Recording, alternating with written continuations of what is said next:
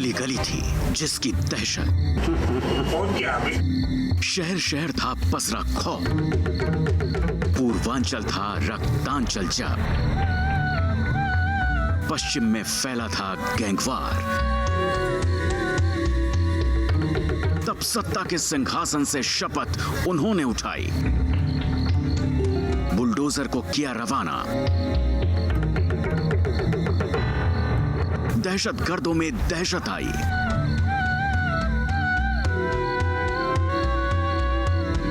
सभी प्रकार के लोगों के प्रति संविधान और विधि के अनुसार न्याय करूंगा।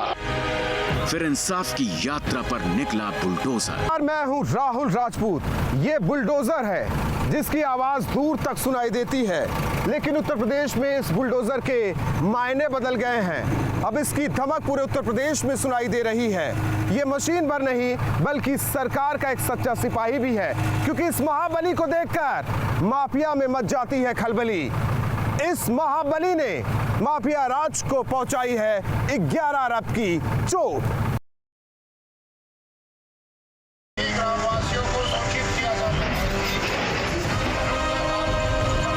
ढोल नगाड़ों वाली मुनादी नहीं, ये कानून राज का शंखनाद है।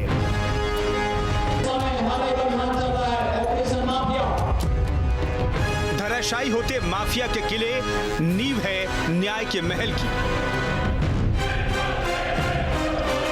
बुलडोजर की धमक से माफिया का महल धराशायी हो चुका है। जमींदोज होती इमारतों की आवाज नहीं, कानून के राज का ये ऐलान है। अपराधी कोई भी हो, उसके साथ उसको पहले से चेतावनी दे दी गई कि भाई देखो, अपराध करोगे तो कानून के नज़र में आप अपराधी माने जाएंगे और आप कानून फिर अपना काम करना प्रारंभ कर देगा। तय कर लो, आपको एक सामान्य नागरिक के रूप में जीवन यापन करना है, एक अपराधी के रूप में कानून की गिरफ्त में आना है। बाहुबल क्या है, बाहुबली को अब अंदाजा हो गया। दहशत क्या होती है, दहशत गर्दों को समझ आ चुका है। मौत का मंजर दिखाने वालों की आंखों में मौत का खौफ नजर आ रहा है। सैकड़ों एकड़ जमीन कब्जाने वाला माफिया आज 10 बाय 10 की काल कोठरी में कैद है। दूसरों को धमकाने वाला मुख्तार आज भीगी बिल्ली बना नजर आ रहा है। अपराध के लिए उत्तर प्रदेश में कोई जगह नहीं होगी, अपराधी के लिए भी कोई जगह नहीं होगी और अपराधी के संरक्षणदाता के लिए भी प्रदेश में कोई जगह नहीं। सफल होने का जश्न, मुट्ठी भींचने की बात हो रही है। आज वही दुर्दांत दहशतगर्द कानून की मुट्ठी में है।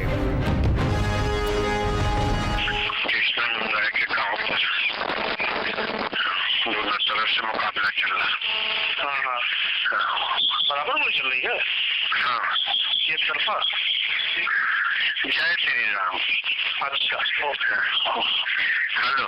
हाँ हाँ। काट नहीं। ठीक है। मुट्ठी में। ठीक है। बात होगी। हेलो। हाँ हाँ। काट नहीं।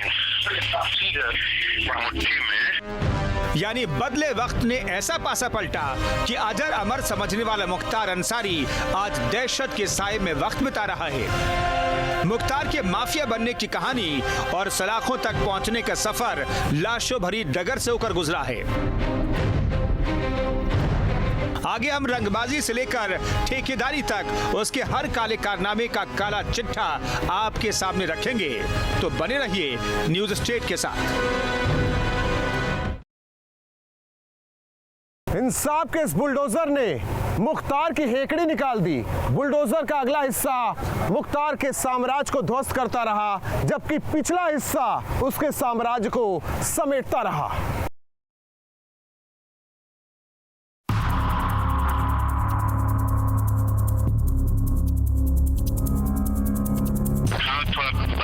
किया है, सब छोड़ो। अभी यहाँ पर वो हो गया, पता चला है, हल्ला हो रहा है कि गोली चल रही है, मुन्ना बजरंगी और किसका बंदा है। साल 2014 सत्ता के सिंहासन पर बैठा एक ऐसा मुख्यमंत्री जिसने ली माफिया राज के खात्मे की शपथ और अपराधियों का किला ढहाने के लिए न्याय के पथ पर बुलडोजर को रवाना किया। अपहरण या उससे जबरन चौल वसूलने का प्रयास किया, फिर तय कर ले कि उनको कहां रहना है। बुलडोजर यानी इंसानी काम को आसान करने वाली मशीन, लेकिन यूपी आते आते इस शब्द के मायने बदल जाते हैं। बदल जाता है इस बुलडोजर का काम और कानों में ये नाम गूंजते ही थर्रा उठते हैं बड़े बड़े अपराधी, बाहुबली और माफिया। मऊ से गाजीपुर तक, प्रयागराज से वाराणसी तक और लखनऊ से कानपुर तक योगी का बुलडोजर जिधर से भी गुजरा, अपराध और अपराधियों की बुनियाद हिलती गई। मुख्तार अंसारी की काली कमाई का साम्राज्य ढहता गया और मच गई सबसे खूंखार गैंग में खलबली। आंकड़ों पर नजर डालें तो अब तक माफिया को 11 अरब की चोट पहुंची है, जिसमें मुख्तार अंसारी गैंग को 195 करोड़ का नुकसान हुआ है। पूर्वांचल में फैले मुख्तार गैंग की आजमगढ़, मऊ, बलिया, गाजीपुर से लेकर लखनऊ तक में अवैध संपत्तियां फैली हैं, लेकिन न्याय का बुलडोजर इन इमारतों को चुन चुन कर ढाते हुए आगे बढ़ता गया। यानी प्रशासन ने सिर्फ मुख्तार अंसारी ही नहीं बल्कि उसकी गैंग को भी सीधे चोट पहुंचाई और पूरा नेक्सस ही तबाह हो गया। दरअसल इस गैंग के करीब 244 सदस्य के खिलाफ पुलिस ने कार्रवाई की। उनकी चल अचल संपत्तियों को या तो जब्त किया गया या ध्वस्त कर दिया गया। गैंग के 102 सदस्यों पर केस दर्ज किया गया, जबकि 158 गुर्गों को जेल भेजा गया। इस गैंग से जुड़े लोगों के 122 शस्त्र लाइसेंस निरस्त या जब्त किए गए। मुख्तार गैंग के 110 अपराधियों के खिलाफ गैंगस्टर एक्ट, 30 के खिलाफ गुंडा एक्ट और 6 पर रासुका की कार्रवाई की गई। जबकि पूर्वांचल को दहलाने वाले इस गैंग के 37 सदस्यों की हिस्ट्री शीट खोलकर निगरानी की जा रही है। दरअसल गैंग के गुर्गे ही मुख्तार की कमाई का जरिया थे। मुख्तार अपने गुर्गों के जरिए ही काली कमाई के साम्राज्य को चलाता था। सवाल उठता है कि अपराध जगत के सबसे दुर्दांत अपराधी के पास पैसा कहां से आता था? इसका जवाब छिपा है पुलिस की फाइलों में ही। हत्या, अपहरण, फिरौती, ठेकेदारी, रंगबाजी, अवैध अतिक्रमण, ये वो काले धंधे हैं जिसके जरिए माफिया तक पैसा पहुंचता था। पूर्वांचल में इस माफिया का आतंक इतना था कि कोई भी सरकारी ठेका उसकी मर्जी के बिना नहीं उठता था। जमीन का कोई भी बड़ा सौदा मुख्तार को हिस्सा दिए बिना पूरा नहीं होता था।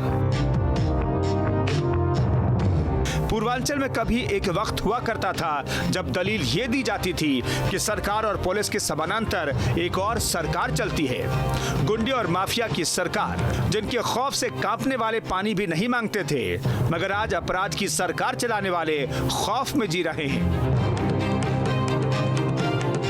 सलाखों के पीछे जाने के बाद भी मुख्तार की नींद उड़ी हुई है। न तो उसका रसूख काम आ रहा है और न ही संगठित अपराध। Team news state.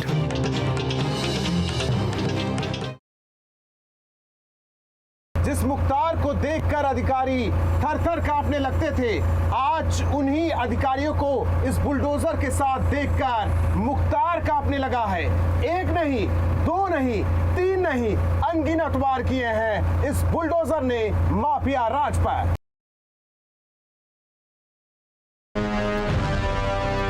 जिसके चाचा हामिद अंसारी हिंदुस्तान के उपराष्ट्रपति रहे हों, जिसके दादा स्वतंत्रता संग्राम आंदोलन के दौरान 1926-27 में इंडियन नेशनल कांग्रेस के अध्यक्ष रहे, जिसके नाना महावीर चक्र विजेता ब्रिगेडियर उस्मान हो, उसके काले कारनामों की लिस्ट इतनी लंबी है कि आप गिनते गिनते थक जाएंगे। गाजीपुर में गांव है मुड़ियार में एक राजपूत परिवार के ठाकुर और उनके अपने सगे भतीजे थे साधु मखनू सिंह पहले से गोरखपुर के बड़े माफिया मुख्तार उन्हीं के साथ जो है ये बदमाश बना बबलू सिंह सन 1985 में मारा गया गैंगवार में। उसने अपने चाचा रंपत सिंह का मर्डर किया और उसी में उस राजपूत परिवार में गैंगवार हुआ जनवरी 2004। उसके बाद पोटा होता था, प्रिवेंशन ऑफ टेररिज्म एक्ट, जो कांग्रेस गवर्नमेंट आई तो उन्होंने समाप्त कर दिया। पोटा हुआ, उसमें हंगामा मच गया। इतना प्रेशर मुख्तार अंसारी पर पोटा कैसे लग गया? क्या लाइट मशीन गन बरामद हो रही है? पोटा में प्रोविज़न है, लेकिन इतना उसको प्रताड़ित किया वो डिप्टी एसपी को कि मार्च 2004 में उसने इस्तीफा दे दिया। अब पोटा का मुकदमा होता है, उसमें सरकार से परमिशन लेना होता है चार्जशीट लगाने के पहले। फाइल शासन में आती है, माननीय मुलायम सिंह जी मुख्यमंत्री थे, फाइल मुख्यमंत्री जाती है, तो मुख्तार अंसारी का परमिशन नहीं दिया गया। बाबूलाल मुन्नर यादव को दिया गया, उनको 10 साल की सज़ा हो गई। अगर वो सज़ा मुख्तार अंसारी की हो गई होती तो कृष्णानंद साहब जिंदा होते। ये वो दौर था जब माफिया के पूर्वांचल ही नहीं, अवध में भी तूती बोलती थी। जेल में रहकर भी माफिया मुख्तार तमाम छोटे बड़े फैसले लेता था। दरअसल माफिया की दहशतगर्दी के पीछे था राजनीतिक संरक्षण, जो उसे पूरी मदद देता था। उस दौर में उत्तर प्रदेश के डीजीपी रहे बृजलाल भी इस बात को स्वीकार करते हैं। शायद यही वजह रही कि मुख्तार पर पुलिस किसी भी तरह की कार्रवाई करने की हिम्मत नहीं जुटा पाई। तो जो नेटवर्क इसका डेवलप हुआ, उसके बाद जब इसकी मनमाफी सरकार आ गई तो यहाँ पर आ गए उत्तर प्रदेश में, और वहाँ का गाजीपुर जेल इनका बन गया आसियाना, वहाँ का बैरक नंबर 11, और वहाँ से नेटवर्क चला इसका। अब मैं 3 घटनाओं पर जोड़ दूंगा। कृष्णानंद राय, इनकी जो पारंपरिक सीट इनके भाई अफजाल अंसारी लड़ते थे, वहाँ से वो चुनाव जीत गए। कृष्णानंद राय जो है, इनसे दुश्मनी चली, ये हर हालत में कृष्णानंद राय को निपटाना चाहते थे। आज भले ही माफिया जेल में है, माफिया राज खत्म हो चुका है, गुर्गे गैंग छोड़कर भाग गए हैं, तमाम गैंग मेंबर मारे गए, लेकिन यकीन मानिए, अगर उत्तर प्रदेश में सत्ता परिवर्तन ना होता, योगी आदित्यनाथ जैसा मुख्यमंत्री ना आता, तो आज भी ये माफिया दहशत मचा रहा होता। Team news state. केवल मुख्तार ही नहीं, बल्कि उसके गैंग की नींव पर बुलडोजर का वार जारी है। जब बुलडोजर चलता है, मऊ से लेकर बलिया, आजमगढ़, गाजीपुर से लेकर लखनऊ तक मुख्तार गैंग में मच जाता है हाहाकार। आज मुख्तार भले ही जेल की 4 दीवारी के पीछे है, लेकिन बुलडोजर का पहिया थमा नहीं। तमाम सरकारी ठेकों पर कब्जे की जंग शुरू हो गई और इस गैंगवार में मुख्तार का कद बढ़ता चला गया। वर्चस्व की जंग में दोनों गैंग के बीच कई बार गैंगवार हुआ। इसी दौरान बनारस के पिंडरा से विधायक अजय राय के भाई अवधेश राय की 1991 में हत्या कर दी गई। इस हत्या के तार जुड़े मुख्तार गैंग से। इस हत्याकांड के बाद दोनों गैंग में खुलकर गैंगवार शुरू हो गया। एक के बाद एक कर लाशें गिरने लगी, जो इस बात का इशारा था कि यह गैंग अब एक जिले तक सीमित नहीं, बल्कि पूरे पूर्वांचल पर उसका कब्जा हो गया है।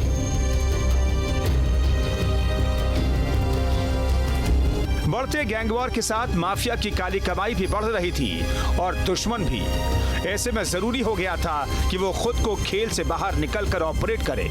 इसका एक ही रास्ता था, सियासत। 1995 में मुख्तार अंसारी ने राजनीति की मुख्य धारा में कदम रखा और साल 1996 में मुख्तार अंसारी पहली बार विधानसभा के लिए चुने गए। उसके बाद से ही उसने ब्रजेश सिंह की सत्ता को हिलाना शुरू कर दिया। 2002 आते आते मुख्तार गैंग पूर्वांचल का सबसे बड़ा गिरोह बनकर उभरा। पूर्वांचल में अब हर बात का जवाब गोलियों से दिया जाने लगा। लूट, हत्या, अपहरण, जमीन कब्जा, फिरौती और सुपारी किलिंग, यानी हर बुरे काम में इस गैंग के लोग शामिल थे। गैंग का दायरा जितना बढ़ता गया, मुख्तार अंसारी के काले कारनामों की फहरिस्त भी उतनी ही लंबी होती चली गई। अब तक उस पर हत्या की कोशिश और अपहरण के 44 केस दर्ज हुए। टाडा, मकोका और पोटा जैसे कानूनों के तहत कार्रवाई हुई, लेकिन मुख्तार इन सब से बच निकला। साल बदला, सरकार बदली और फिर सत्ता में आए योगी आदित्यनाथ, यानी अपराध और अपराधियों से 36 का आंकड़ा रखने वाले मुख्यमंत्री। सीएम योगी ने इन अपराधियों पर कार्रवाई शुरू की तो पूर्वांचल में खलबली मच गई। मुख्तार और उसके तमाम करीबियों पर ताबड़तोड़ कार्रवाई शुरू हो गई, जिसमें मकान, जमीन, शस्त्र जब्त किए जाने लगे। मुख्तार के भाई और बेटों की संपत्ति भी प्रशासन ने जब्त करनी शुरू कर दी। करीब 200 करोड़ की चोट माफिया को पहुंचाई गई, यानी इस माफिया के गैंग को सरकार ने चुन चुनकर निशाना बनाना शुरू किया और सबसे ज्यादा चोट पहुंचाई उनके आर्थिक साम्राज्य को। नतीजा ये हुआ कि अब मुख्तार अंसारी की न तो पहले जैसी धाक रही और न ही नेटवर्क। न्याय के बुलडोजर ने पूर्वांचल में माफिया की नींव हिलाकर रख दी। Team news state. इसी बुलडोजर से कभी माफिया मुख्तार दूसरों की जमीन पर कब्जा करता था और आज यही बुलडोजर उन जमीनों पर बनी इमारतों को ध्वस्त कर रहा है।